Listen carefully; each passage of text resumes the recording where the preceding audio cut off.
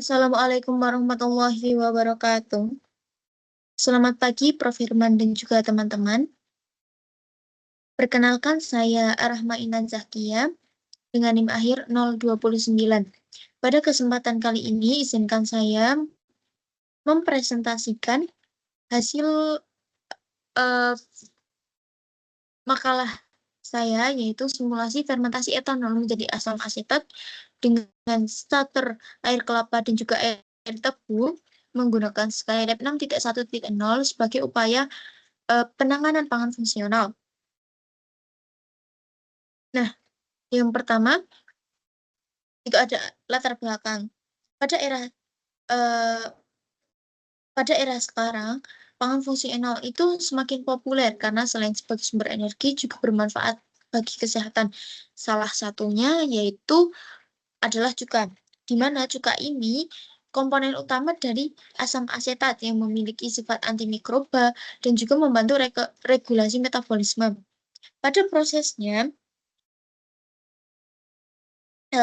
bisa melalui fermentasi etanol oleh Acetobacter aceti. Nah, proses ini dipilih karena lebih murah, aman, praktis, meski kelemahannya yaitu membutuhkan waktu yang sangat lama. Nah, untuk itu kita bisa menggunakan simulasi Skylab 6.1.0 ini menjadi alternatif praktis dalam memodelkan fermentasi dengan starter alami seperti air kelapa dan juga air tebu guna mendukung pengembangan pangan fungsional. Tujuan penelitiannya yaitu mensimulasikan fermentasi etanol menjadi asam asetat dengan bantuan Skylab, dan kemudian membandingkan efektivitas air kelapa dan juga air tebu sebagai media fermentasi, dan yang terakhir yaitu mengevaluasi potensi hasil fermentasi untuk pangan fungsional. Oke, untuk manfaat penelitiannya, kita bisa mengetahui penggunaan Skylab dalam simulasi fermentasi. Kemudian kita juga bisa mengkaji potensi air kelapa dan juga air tebu sebagai media fermentasi. Dan yang terakhir, kita bisa mendukung inovasi pangan fungsional ini berbasis fermentasi alami. Nah, pada dasarnya kita harus perlu mengetahui apa sih asam asetat itu sendiri. Nah, asam asetat ini merupakan salah satu senyawa organik yang menjadi komponen utama pada cuka. Nah, biasanya ini dikenal sebagai pengatur keasaman pada makanan atau memberikan rasa asam pada makanan. Asam asetat ini merupakan senyawa yang bisa dihasilkan secara sintetis maupun alami melalui fermentasi yang dilakukan oleh bakteri asam asetat. Nah, biasanya bahan yang digunakan untuk fermentasi ini yaitu mengandung gula. Nah, asam asetat ini juga berperan penting dalam berbagai industri seperti industri kimia, industri tekstil, dan juga polimer. Misalnya, dalam pembuatan produksi vinil asetat, selulosa asetat, dan juga berbagai reaksi kimia lainnya. Oke, tadi kan sudah dijelaskan bahwa kita tuh perlu bahan yang mengandung gula. Nah, makanya pada kali ini itu kita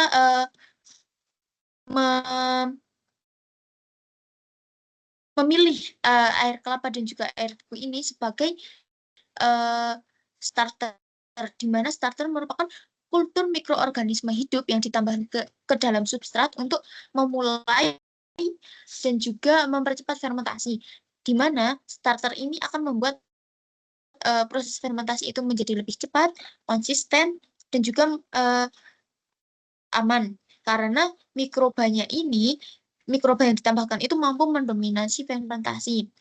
Nah, jenis fermentasi yang dipilih ini juga akan menentukan kualitas produk akhir, baik dari segi rasa, kandungan nutrisi, maupun senyawa bioaktif. Pada air tebu, kandungan gula dan juga mineralnya itu cukup banyak. Serta air kelapa ini mampu menjadi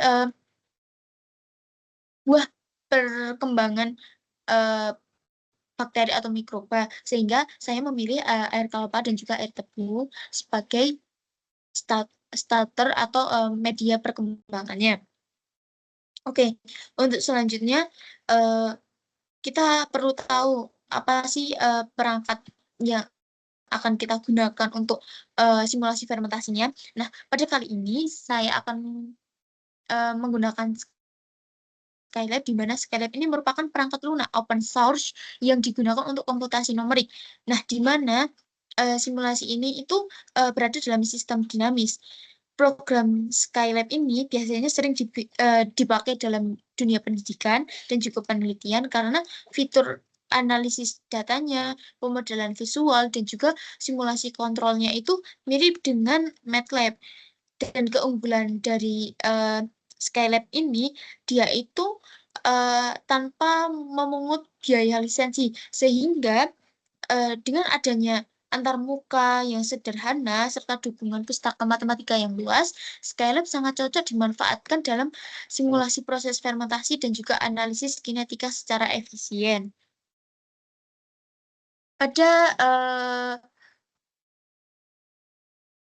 model kinetika fermentasi, kita bisa menggunakan 3 persamaan yang ada, yaitu persamaan pertumbuhan biomasa, persamaan konsumsi substrat, dan juga persamaan pembentukan produk. Nah, di mana ketiganya ini dari ketiga persamaan ini kita dapat mengetahui bagaimana pertumbuhan biomasanya, terus konsumsi substratnya itu akan habis atau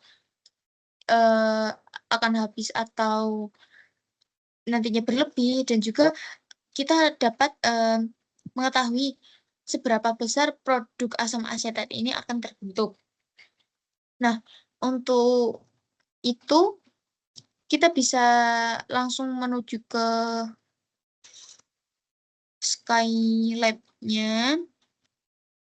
Pada Skylab ini bisa kita masukkan saja data-data yang sudah kita kumpulkan, di mana ada kondisi awal dan juga parameter modelnya, yaitu ada air kelapa dan juga air tebu.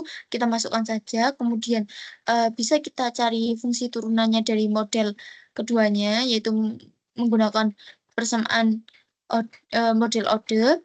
Terus kemudian diintegralkan.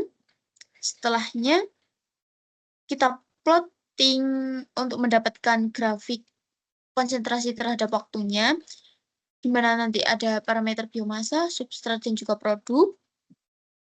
Dan yang terakhir itu kita bisa memplot perbandingan produk akhir, di mana nanti kita akan mengetahui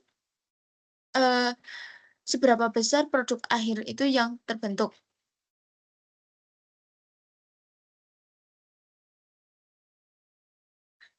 Baik, karena tadi sudah kita gunakan Skylab untuk mensimulasikan fermentasi, sehingga didapat starter air kelapa ini, produk akhirnya yaitu sekitar 1,1027 gram per liter, sedangkan air tebu ini produk akhirnya 1,27972 gram per liter. Sehingga akan muncul grafik pengaruh starter terhadap waktu, di mana sumbu Y ini menyatakan konsentrasi dan juga sumbu X ini menyatakan waktu. Untuk garis hijau ini dia menyatakan banyaknya substrat, dan garis biru ini dia menyatakan banyaknya mohon maaf, untuk garis biru ini dia menyatakan laju biomasa, dan garis merah ini dia menyatakan produknya. Jadi semakin banyaknya substrat yang dia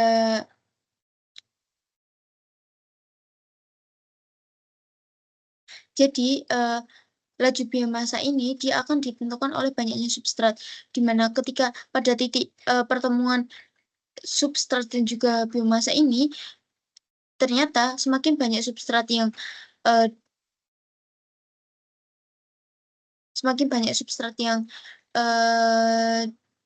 ditambahkan, ternyata laju biomasanya itu dia akan semakin menurun. Begitu juga produk yang dihasilkan itu akan semakin lambat. Begitu juga dengan grafik pada starter air tebu ini.